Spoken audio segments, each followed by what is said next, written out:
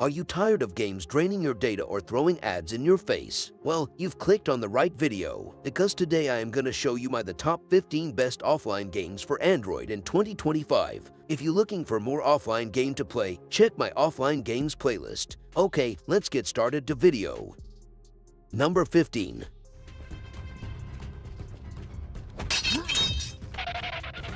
I stumbled upon this mobile game called Spider-Man 3. Just to be clear, this isn't the official Spider-Man game. The first thing that grabbed me was the look of it. The graphics and art style are actually pretty slick for an indie mobile title. It really captures that Spidey vibe. Fighting and taking down bad guys is fun, but after a couple of hours it gets repetitive pretty quickly. If the developers added some more missions, maybe some new enemy types, or just generally more variety to the gameplay, this could be a seriously fun mobile Spidey experience.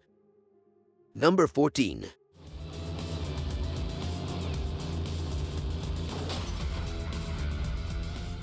HOTGEAR is an open-world car driving game. If you've got an older phone that struggles with the fancy graphics of some other driving games, this one might be right up your alley. It's not trying to be the next big racing simulator or anything. It's more of a simple, hop-in and drive kind of game where you can just cruise around the city and mess about. There are some missions sprinkled in to give you a bit of direction, but honestly, it feels more like a decent way to kill some time when you just want to drive without too much fuss. Number 13.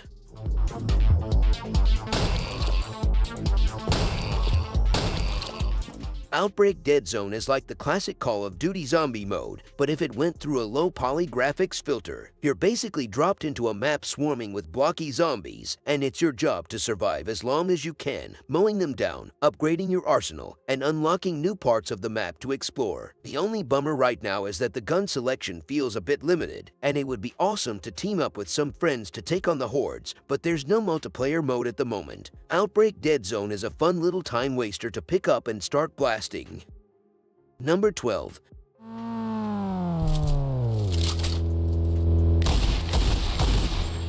Gangs Fighter Vice Island is like a simple version of GTA on your phone. It's very chaotic and fun. There are many things happening, like events and small games inside the game. This makes it interesting because there are different things to do. One bad thing is that the game wants you to watch advertisements if you want to get some new guns or cars. But you can play the game without internet, so you don't have to watch the ads if you don't want to. It's your choice. It's simple and fun for playing when you have some free time.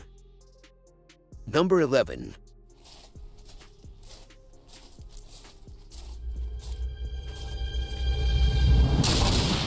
Battlefront Europe World War I is interesting because it mixes two types of games, strategy and shooting. First, you put your soldiers on the map. Then, you can choose one of your soldiers and play as them. I think this game is fun. It's cool that you can plan your attack and then also be part of the action. It's a different kind of game where you can be the boss and also be a soldier. If you like strategy games and also like shooting games, maybe you will like Battlefront Europe World War I. Number 10.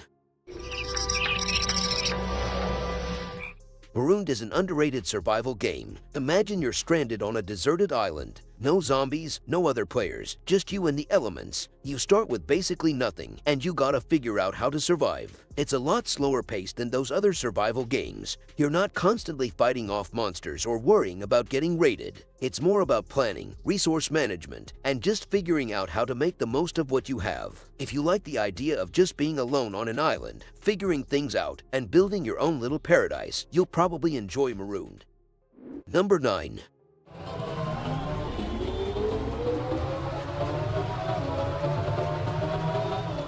Real Moto 2 is a motorcycle racing game that really throws a lot at you in terms of content. From the moment I started playing, I was impressed by the sheer number of bikes and tracks available. The game does a decent job of feeling realistic when you're out on the track. You actually need to think about your speed and how you lean into corners, otherwise, you'll find yourself eating virtual dirt. If you're looking for a motorcycle racing game with a ton of options to explore, Real Moto 2 is definitely worth a look.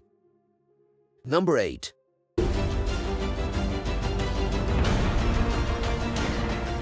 Battle Chasers Nightwar is a turn-based RPG with a really cool, comic book-inspired art style. Visually, it's pretty impressive. The combat is strategic and engaging, with a good mix of abilities and character roles. You'll find yourself thinking about your moves, planning ahead, which is a nice change of pace from some of the more action-heavy mobile games. If you're a fan of turn-based RPGs and you appreciate a strong art style, Battle Chasers Nightwar is definitely worth checking out.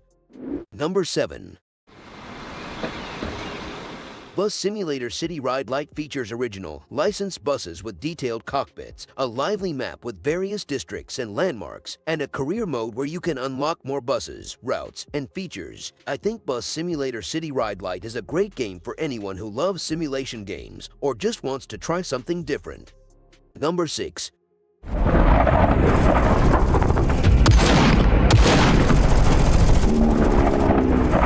Zombie Hunter 2 is a classic FPS game where you shoot lots and lots of zombies. You get different guns to use, which is good because some zombies are tougher than others. There are also different places to go, like maybe a city or a hospital, and each place has its own creepy feeling. Sometimes it can feel a little bit the same thing over and over. More zombies, more shooting, but if you like shooting zombies and seeing how long you can survive, then Zombie Hunter 2 is probably a good game to try. Number 5.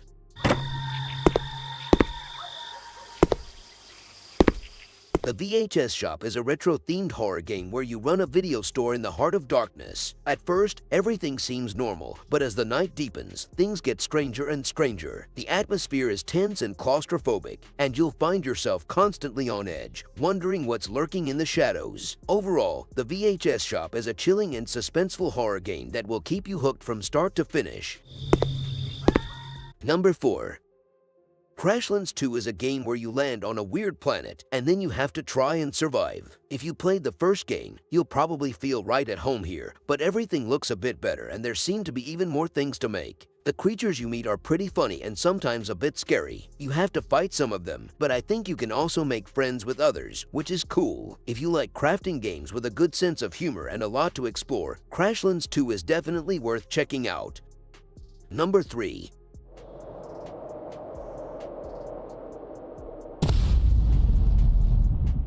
Sniper Hunter is a game where you basically go around different places and try to shoot animals or creatures with a sniper rifle. The first thing that caught my eye was how nice the game looks. I really liked exploring the different areas, like forests and maybe even snowy mountains. Since it's a new game, it feels a little bit limited in what you can do. It would be awesome to have a bigger variety of targets and maybe some more powerful rifles to unlock. Right now, it's a nice and easy hunting game with good graphics.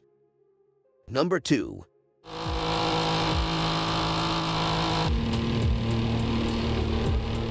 Project Racer is a racing game that I've been hearing about for a while, and they just released a new beta test, so I had to jump in and try it out. Even though it's still in beta, I actually really liked what I saw. The driving felt pretty good, and I could see the potential for a really fun racing game on mobile. Right now, there isn't a huge amount of stuff to do. There were only 2 cars to choose from and 4 different tracks to race on. I think Project Racer could become one of the great racing games for phones. It's got that promising feeling, like it's going to be something really good once it's finished.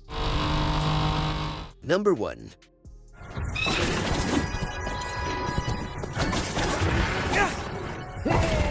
Prince of Persia: The Lost Crown is the newest game in the Prince of Persia world, and it's a bit different from what some people might expect. Instead of being completely 3D, it's more of a 2D adventure game, but with really nice graphics that make it look modern. The fighting is pretty fun, with lots of different moves and enemies to learn. If you like games where you explore a big world, do cool jumps, and have some good fights, then Prince of Persia: The Lost Crown is definitely worth checking out.